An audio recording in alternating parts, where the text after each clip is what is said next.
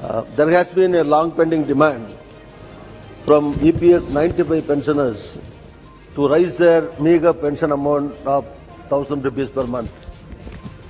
Sir, in 2012, the Kosari committee has recommended to hike the pension to a minimum of 3,000 rupees.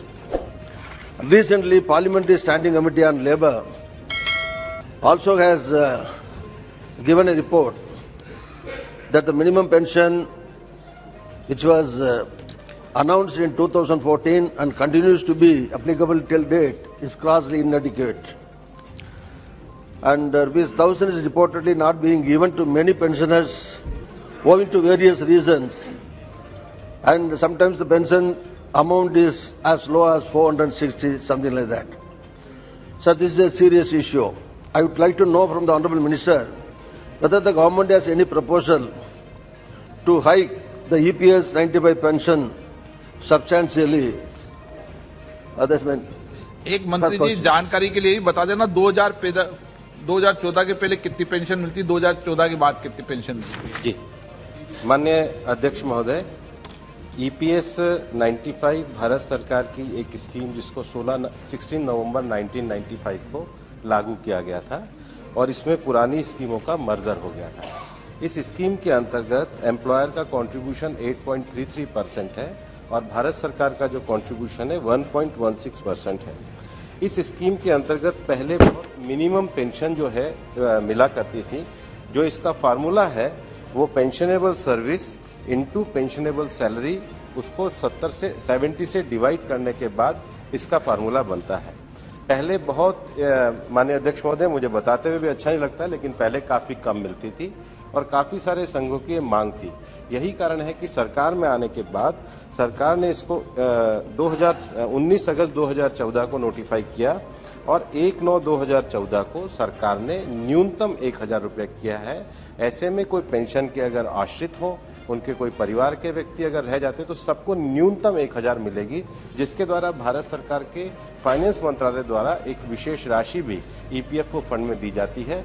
ये pension जो है, ये जो कर्मचारी हैं उनके द्वारा दिए गए उनके द्वारा अंशदान के न जोड़कर उनके जो मालिक और केंद्र सरकार के द्वारा दिए गए अंशदान से बनती है। अतएव जो उसका बीमा का फार्मूला है वो प्राप्त अंशदान के आधार पर ही ईपीएफओ निर्धारित करता है। वर्तमान में यही स्थिति। Honourable member supplementary. Sir, if the amount is not distributed in the proper time, whether it will be given with interest, number one. Sir, another question, it has been recently reported that a Ukraine-based cyber security researcher and journalist has claimed that about 288 million personal records containing the full name, bank account number and nominee information of the employees, pension scheme EPS holders of the EPFO have been exposed online before being taken off the internet. I think if it is true, it's a very serious issue which requires to be investigated and raise serious questions regarding this effectiveness of the system of EPFO to protect the user data. I would like to know from the Honourable Minister whether it is true and what are the steps taken by the government, whether any investigation is done and what is the result of the investigation. माननीय अध्यक्ष महोदय, दो प्रश्न पूछे गए हैं। पहला कि ईपीएफओ फंड के द्वारा और हमारी सरकार के द्वारा डाटा के प्रोटेक्शन के लिए क्या किया जा रहा है। ईपीएफओ की 225वीं बैठक में ईपीएफओ को क्या जो आईटी सिस्टम है उसको मजबूत बनाने के लिए निर्णय लिए जा रहे हैं। हमारे ईपीएफओ के संगठन के द्वारा भी एक कमेटी का गठन किया गया है, जिसकी रिपोर्ट भी अभी पिछली बैठक में आई है। उसके अनुसार कार्रवाई की जा रही है। जहां तक इनका ये कहना है कि पेंशन न मिलने के कारण सरकार के द्वारा क्या रिफॉर्म किए गए हैं, मैं आपकी अनुमति से कुछ रिफॉर्म्स पढ़ना चाहता हूं। ऑनलाइन क्लेम सेटलमेंट हम 99% तक कर रहे हैं। Auto claim settlement for illness and covid claim भी हमने किए हैं। कोविड-19 स्पेशल एडवांस सेटल भी हम 3 दिन के अंदर हमने किया है। मल्टी लोकेशन क्लेम सेटलमेंट का भी क्विक डिस्पोजल के लिए हमने पूरी स्थिति बनाई है। Facility of DigiLocker for passbook और PPO and online passbook facility, ये भी हमने मेंबर पोर्टल पे उपलब्ध कराई है।